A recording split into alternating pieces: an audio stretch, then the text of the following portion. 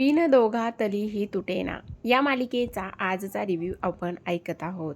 आता इकडे सुष्मिताची आई म्हणजे स्वानंदीची आई म्हणत असते, आता काही लग्न वगैरे होणार नाही आहे हिचं.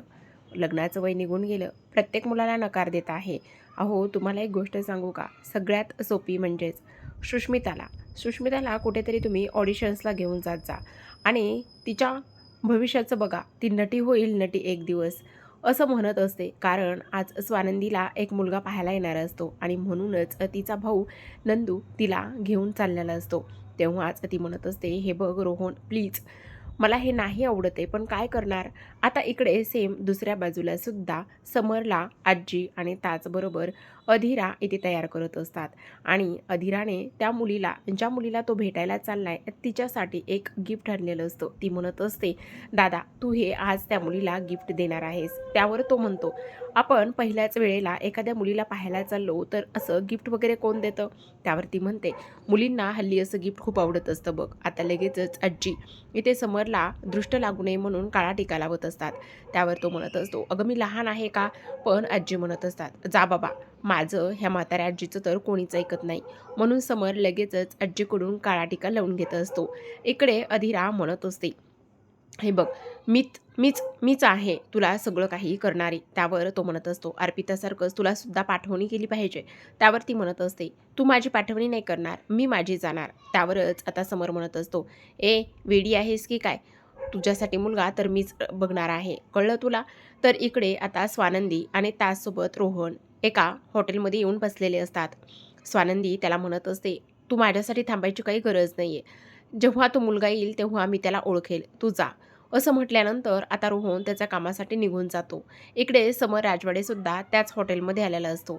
आता समर त्या हॉटेलमध्ये आल्यानंतर आनंदला आणि इथे निकिताला म्हणत असतो, तुम्हाला दोघांना हेच हॉटेल मिळालं का, यापेक्षा चांगलं हॉटेल मिळालं नाही का. त्यावर ते म्हणत असतात, अरे एकदा का लग्न ठरू दे, लग्न ठरलं का मग नंतर तू तिला कुठल्या हॉटेलमध्ये घेऊन जायचं, काय करायचं हे तुझं तू ठरव, समजलं. आता इथे तिघेसुद्धा एका डायनिंग टेबलवरती बसलेले असतात आणि तेव्हा बसल्यावर आता निकिता आणि आनंदमध्ये थोडीशी कुरबुर होत असते. आता इकडे निकिता त्याला लग्नाचं महत्त्व पटवून देत असते, तर आनंद म्हणत असतो, कशाला काय करायचं लग्न करून, उगाचच कुरबुरी सुरू होतात. मस्त बाहेर जाऊन आउट ऑफ जाऊन फिरता येत नाही, काहीच नाही, आणि बायको असली तर उगाचच कुरघोरी सुरू होत असतात. त्यावर आता इथे निकिता म्हणत असते, ए आनंद तू वेडा आहेस का, इथे मी त्याला लग्नाचं महत्त्व पटवून देत आहे आणि तू काय सांगत आहेस की लग्न करू नकोस म्हणून. त्यावरच आता इथे ती म्हणत असते, ठीक आहे, तुला जे करायचं आहे ना ते तू कर, तूच आता त्याला लग्नासाठी राजी कर, मी तुझ्याशी बोलणारच नाही. असं म्हणूनच आता निकिता रागवत असते. तर इकडे आता समर म्हणत असतो, अरे तुम्ही तुमच्या दोघांमुळेच इथे माझं लग्न ठरत नाहीये, तुम्ही असे नेहमीच भांडता ना, म्हणूनच लग्न माझं ठरत नाही. तेवढ्यातच निकिता तिथून निघून जात असते.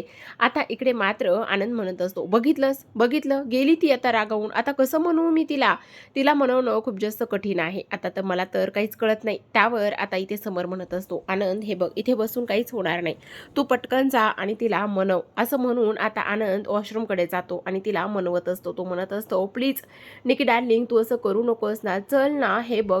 त्यावरती म्हणत असते, नाही तुला माझा त्रास होतोय ना, आणि त्यासोबतच तुम्ही दोघं एकत्रच आहात ना, जा आता ठरव, त्याचं लग्न ठरव आणि काय उत्तरं द्यायचीत ना तू ती त्याला दे. असं म्हणता क्षणी आता तो तिला तिकडे मनवत असतो. तर इकडे समोर एकटाच बसलेला असताना त्याला भेटण्यासाठी किंवा जो त्या मुलीला भेटायला गेलेला असतो ती मुलगी तिथे आलेली असते. त्या मुलीचं नाव असतं प्रिया पुरोहित. ती तिथे आल्यानंतरच अगदीच शॉर्ट आणि लेंथ असा ड्रेस ती इथे घालून आलेली असते. रेड कलरचा ड्रेस, केस मोकळे सोडलेले आणि त्यासोबतच डीपनेक गळा, हे सगळं काही समोरला पाहावंसं वाटत नसतं. तर आता इकडे स्वानंदीला भेटण्यासाठी जो मुलगा आलेला असतो तो तिथे स्वानंदी समोर येतो. स्वानंदी दुरूनच त्याला पाहते आणि पाहता क्षणी त्याच्याकडे पाहत राहत असते.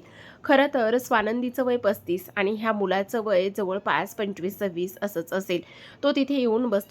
खरं तर तो तिला अगदी समोरासमोर न बसता थोडासा क्रॉस बसलेला असतो आणि त्याचं लक्ष सगळं समोर बसलेल्या प्रिया पुरोहितकडे असतं आणि तो म्हणत असतो, काय हा तुमचा ड्रेस, आणि त्याचबरोबर ना मेकअप ना काहीच नाही. मला फोटोवरून असं वाटलं नव्हतं की तुम्ही एवढ्या एजड असाल, पण एक गोष्ट सांगू का, मला अशा एजड मुलीसोबत लग्न नाही करायचंय ओ. तेव्हाच ती म्हणत असते, अच्छा तुम्हाला माझ्या भावाने बायोडाटा पाठवला होता, त्यावरती तुम्ही पाहिलं नाही का. त्यावरच तो म्हणतो, खरं तर माझ्या मित्राकडून मला तो बायोडाटा मिळाला, त्यामुळे मी नीटसा तो वाचला नाही. तर इकडे आता प्रिया म्हणत असते, "खरं तर मला लग्न करायची खूप घाई आहे." त्यावर समर म्हणत असतो, "पण तुम्ही खूप छान दिसताय आणि तुम्ही यंग आहात. पण तुम्हाला माझ्यासोबत का लग्न करायचं आहे?" तेव्हाच इथे ती म्हणत असते, "का करायचं आहे म्हणजेच? मला तुम्ही आवडता आणि माझं प्रेम आहे तुमच्यावर." तेव्हा तो म्हणतो, "हां, आपण कधी प्रेमात पडलो?" त्यावर ती म्हणते, "अहो, पडलो नसलं तरीसुद्धा नक्कीच प्रेमात पडू ना. मग त्याच्यात काय एवढं?" असंच इथे ती बोलत असते. आता इकडे दुसऱ्या बाजूला जो स्वानंदीला भेटायला आलेला मुलगा असतो, तो मात्र स्वानंदीचा अपमान करत असतो. तुमच्यासारख्या मुलीसोबत कोण लग्न करणार आहे? आणि तुमचं एवढं वय झालेलं आहे. त्यामुळे मला तर असं वाटतंय, की तुम्ही तर आता मुलंसुद्धा जन्माला घालू शकत नाही. ह्या गोष्टी तो आता इथे स्वानंदीला बोलत असतो. त्यावरच आता तो म्हणत असतो, "ते बघा समोर ती मुलगी बसली ना, जसं की सगळ्यांचं लक्ष वेधून घेईल अशी मुलगी, ती समोर बसलेली मुलगी, तशी मुलगी मला बायको म्हणून हवी आहे. अगदीच सगळ्यांचं लक्ष वेधून घेणारी, अगदीच तसेच कपडे घालणारी, मॉडर्न आणि असू द्या सगळ्यांनी जरी तिला वळून-वळून पाहिलं ना, तरीसुद्धा ती माझी बायको आहे हे मात्र मला माहिती असलं पाहिजे. अशी मुलगी मला हवी आहे. समजलं? तुमच्यासारखी काकूबाई मला मुलगी नकोय. तुमचं वय काय आहे?" आणि त्याचबरोबर इथे आता स्वानंदी तरीसुद्धा मनावर कंट्रोल ठेवून ती म्हणत असते, "ठीक आहे, आपण काहीतरी घ्यायचं का? मी चहा ऑर्डर करते. तुम्ही काय घेणार?" "चहा." बघितलं, वय झालं ना, तर अशा आवडी बदलतात आणि हे सगळं काही आपण ॲडजस्टमेंट करायला लागलेलं असतो. तर इकडे प्रिया पुरोहितचं लक्ष फक्त त्या समोर बसलेल्या मुलाकडे असतं, जो की स्वानंदीला पाहायला आलेला असतो. ती म्हणत असते, "बघितलं, तो समोरचा मुलगा जो आहे ना, तो फक्त आणि फक्त इथे मलाच केव्हापासून पाहतोय आणि खरं सांगायचं तर मला हे असं राहायला आवडतं आणि सगळ्यांचं लक्ष वेधून घ्यायला सुद्धा आवडतं." त्यावरच आता इथे ती प्रिया म्हणत असते, "हे बघ ना समर, माझे नीलाट कसे झालेले आहेत." तेव्हाच तो म्हणत असतो, "म्हणजे मला नाही समजला तुमचा प्रश्न." "अरे माझे नखं तू बघून घे ना एकदा. मी माझ्या नखावरती कितीतरी खर्च करते." त्यावर तो म्हणत असतो, "काय?" तेव्हा ती म्हणत असते, "हो, आणि मला लग्न झाल्यावर पण असंच राहायला आवडेल." जवळपास माझा महिन्याचा खर्च 10 ते 15 लाख रुपये एवढा असतो. त्यावरच आता समर मुद्दामूनच तिची फिरकी घेत असतो, कारण तिला कटवायचं असतं. तो म्हणतो, "अच्छा, बरं झालं तू हे आत्ताच सगळं काही करून घेतलंस. 16 कंपन्यांचा मालक आहे मी, पण त्यातल्या 10 कंपन्या तर कर्जबाजारी झालेल्या आहेत. 2 ते 3 कंपन्यांवर लोन आहे आणि 2 ज्या कंपन्या आहेत ना, त्या कधीही विकल्या जाऊ शकतात. त्यामुळे तू आत्ताच हे नेलाट करून घेतलंस ते अगदीच बरं झालं. कारण लग्नानंतर तुला फरशी, धुणं, भांडी हे सगळं काही करावं लागणार आहे. त्यामुळे मग तुला नेल करायला जमणार नाही आणि माझ्याकडे कुठे एवढा पैसा आहे." असंच आता इथे तो बोलत असतो. तेव्हा प्रिया लगेचच म्हणत असते, "अच्छा, हो, हो, ठीक आहे, ठीक आहे. मला ना काम आठवलं आहे. चल, चल, चल, मी येते." असं म्हणूनच ती आता तिथून निघून जात असते. आता आनंद इथे आलेला असतो. आनंद आल्यावर विचारत असतो, "काय झालं? प्रिया पुरोहित आलेली का?" तेव्हा तो म्हणतो, "आली होती, गेली, गेली. कटवलं तिला, कटवलं." "काय? गेली लगेचच?" तर इकडे आता स्वानंदी वॉशरूममध्ये आलेली असते आणि वॉशरूममध्ये आल्यावर तिला त्या मुलाचं बोलणं आठवत असतं. तेवढ्यातच तिच्या बाबांचा फोन तिला येतो आणि म्हणत असतात, ते अगदीच गाणं गाऊनच तिचं स्वागत करत असतात. कारण आज ती पहिल्या वेळेसच मुलाला भेटायला गेली होती आणि असं त्यांना वाटत असतं, की नाही, तिला आता कोणीतरी भेटलंय, सापडलंय, तिच्या आयुष्यात कोणीतरी आलंय आणि तेव्हा आनंदातच ते गाणं म्हणत असतात. इकडे स्वानंदी मात्र डोळ्यातून अश्रू ओघळत असते. कारण त्या मुलाचं बोलणं तिला आठवत असतं. तो मुलगा म्हटलेला असतो, की "तू काकूबाई आहेस. त्याचबरोबर तुझ्यासोबत कोण बरं लग्न करणार आहे? तुझ्यासोबत लग्न कुणीच करू शकत नाही. सर्वात महत्त्वाची गोष्ट म्हणजेच की तू आता मुलंसुद्धा जन्माला घालू शकत नाही." हे सगळं काही स्वानंदीच्या कानामध्ये घुमत असतं आणि तेव्हा ती रडत असते. इकडे मात्र बाबा तिचं कौतुक करत असतात आणि अभिनंदन करत असतात. त्यांना तर झालेला प्रकार इथे माहीतच नसतो. पण इकडे मात्र स्वानंदी काहीच बोलत नाही आणि शेवटी फोन ठेवला जातो. इथेच वॉशरूममध्ये स्वतःची समजूत घालत बसलेली असते.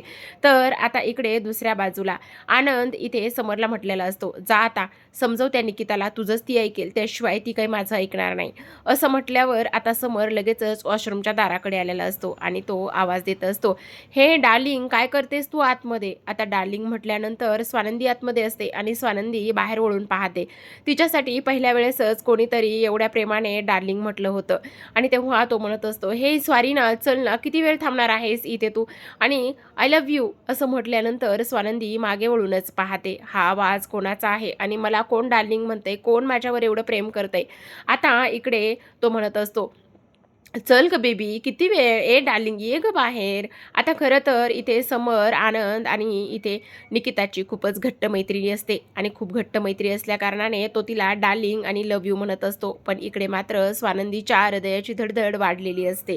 तर प्रेक्षकांनो, तुम्हाला काय वाटतं? स्वानंदी आणि समर राजवाडे आता ह्या क्षणावरूनच येतील का दोघं एकमेकांसमोर? पाहायला विसरू नका. विण दोघातलीही तुटेना. भेटूयात पुढील भागामध्ये. तोपर्यंत चॅनलला सबस्क्राईब करा आणि व्हिडिओला लाईक नक्की करा. व्हिडिओ पाहिल्याबद्दल तुम्हा सर्वांचे अगदी मनापासून धन्यवाद.